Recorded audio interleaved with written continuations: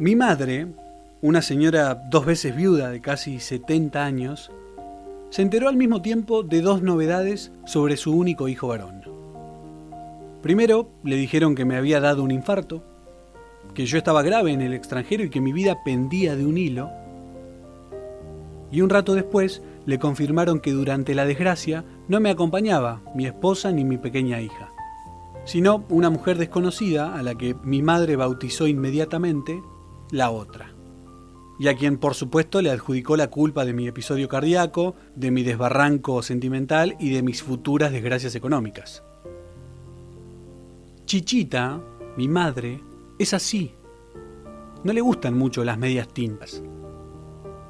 Una vez que supo que además de infartarme me había divorciado, sacó un pasaje a la ciudad del extranjero donde yo agonizaba.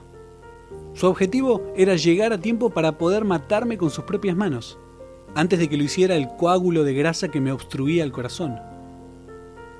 Por favor, que alguien la detenga en el puerto, le decía yo a mi mejor amigo Chiri por teléfono, mientras 2 enfermeras me entubaban en el hospital. En el barco que la llevaba a mi encuentro, Chichita lloraba y lloraba. Intentaba calmarse, pero no podía decidir qué situación la ponía más triste, si el infarto o la separación matrimonial. De hecho, evitó contarle a su propia madre Beatriz, de casi 90 años, lo que me había ocurrido. Mi abuela había estado casada 1.000.000 de años con mi temible abuelo Marcos, y jamás se le había pasado por la cabeza el divorcio. Chichita le ocultó hasta a su madre la desgracia del nieto para preservarla de las tristezas. Pero si hubiera tenido que hacerlo, me dijo ella, me lo confesó después, le habría informado sobre el episodio cardíaco y no sobre el cambio en mi estado civil.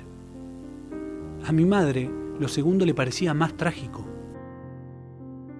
A mí me cuesta pensarlo en esos términos, porque una de las 2 noticias es una decisión meditada, abre puertas de esperanzas en la habitación del futuro y sobre todo libera a una pareja de su error.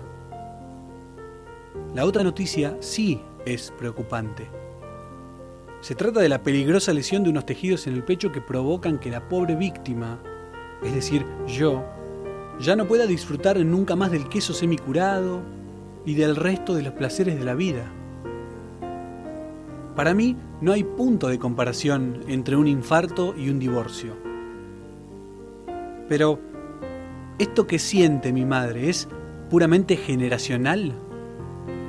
Sospechar que en una separación solamente puede caber la tristeza, o que es un dolor equiparable a una enfermedad mortal, ¿es algo que sienten las señoras de casi 70 años, 2 veces viudas, católicas, sudamericanas y educadas en la perdurabilidad del amor? ¿O es un prejuicio extendido? Lo que hice unas semanas más tarde, cuando los médicos me permitieron volver a escribir, fue testear esta pregunta entre un grupo más variado. Escribí un relato sobre los detalles de mi infarto en donde, de un modo lateral, sin explicar mucho y haciéndome el desentendido, dejaba entrever también que me había divorciado.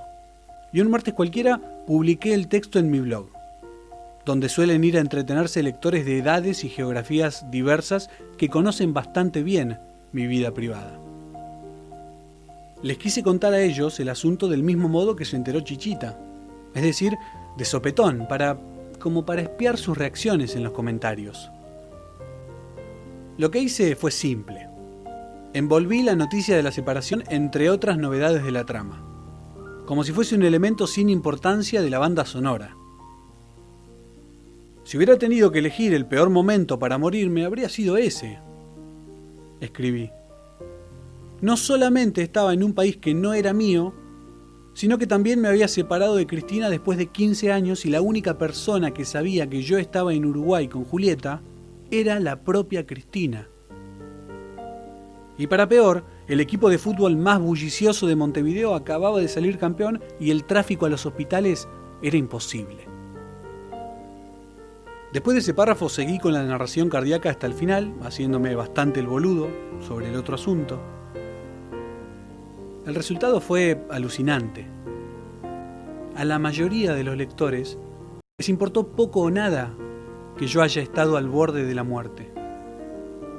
Minimizaron mi tragedia, les chupó un huevo que ya no pudiera fumar, ni almorzar fritangas, ni cosechar porro en mis macetas. El gran debate de los comentarios del blog fue la grandísima tragedia de la separación. En el fragor de la charla grupal, muchos dieron por sentado que mi exmujer había sido abandonada, o por lo menos que estaba sufriendo. Sintieron tristeza o decepción por la noticia del divorcio y casi ni les llamó la atención la trama principal ni los detalles sobre el infarto de miocardio. Una lectora mexicana grabó un video de YouTube diciendo que yo era un miserable. Sí, así.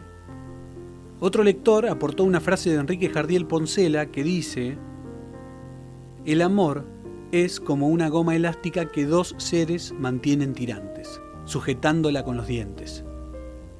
Un día, uno se cansa, suelta, y la goma le da al otro de lleno en las narices.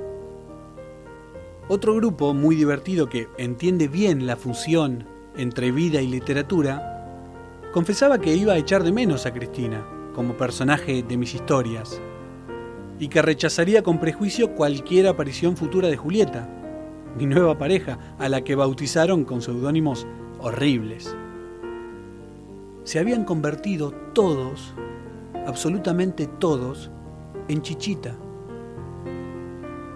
Ese relato, que tiene más de 200 comentarios muy singulares en los que yo no participo ni respondo, por primera vez en los 12 años de mi blog, apareció unos días después en un periódico muy popular de la Argentina, y mi abuela Beatriz, la anciana que no debía enterarse de lo que había pasado, se enteró.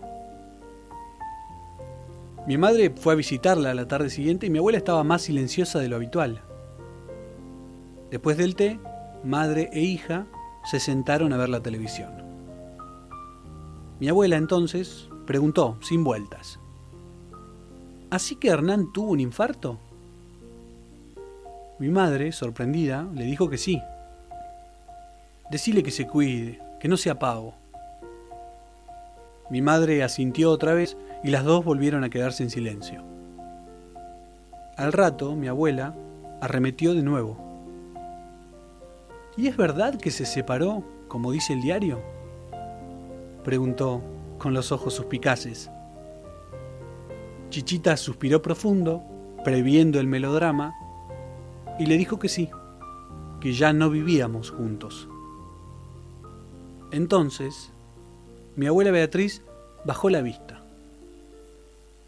«Ay, nena, qué suerte», le dijo. «Si yo hubiera podido hacerlo en mis tiempos».